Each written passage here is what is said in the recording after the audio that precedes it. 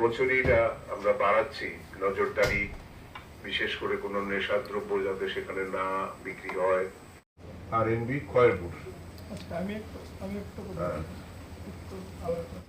অন্তত তাদের মধ্যে প্রত্যেকদিন কত টাকা উঠেছে, কত টাকা খরচা হয়েছে, পুরো মেলাতে কত টাকা উঠেছে, কত টাকা খরচা হয়েছে, কি কি খাতে খরচা হয়েছে, সেটার একটা হিসাব দেওয়ার জন্য।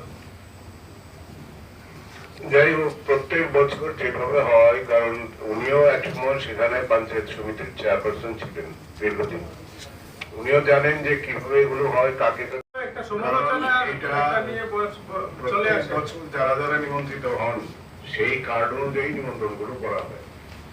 তো সেখানে আমরা দেখবো নেক্সট আলোচনা যখন হবে, যে তখন কোথাও কোনো ঘাটতি আছে কিনা এবং কিভাবে করলে ভালো হবে সেটা অবশ্যই দেখা। এটা তো একটা মিটিং মাইনাস করে নিন, কে কে থাকবে সেটা না, কে কে থাকবে এটা কখনোই এখানকার মিটিং এ ঠিক হয় না। এখানে অনলি লাইন ডিপার্টমেন্টের কাজ যেগুলো হবে সেই কাজগুলো নিয়ে আলোচনা হবে।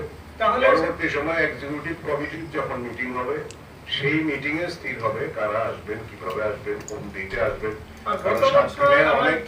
আমার জানা মতো গত বছর কিন্তু আর মিটিংও হয়নি, যেটা লোকাল হয়তো বা একটা দিয়ে একটা মিটিং করে বিভিন্ন যেগুলো আছে সেগুলো মিটিং করা হয়, সাব কমিটির মিটিং সবসময় হয়। মিটিংও কিন্তু ভালোভাবে হয়নি। যে গত বছর আমিও কোনো মিটিং এ নিমন্ত্রণ পাইনি। একটা মিটিং এর জায়গায় ছিল, সেটাতে আমি ছিলাম না, শিলংয়ে চলে গিয়েছিলাম। মিটিং এ মানে মাইনিউটস থাকে, শিলংয়ে চলে গিয়েছিলাম, নিমন্ত্রণ করা হয়, কারা পার্টিসিপেট করেন সেগুলো সবই ডিসাইডেড থাকে।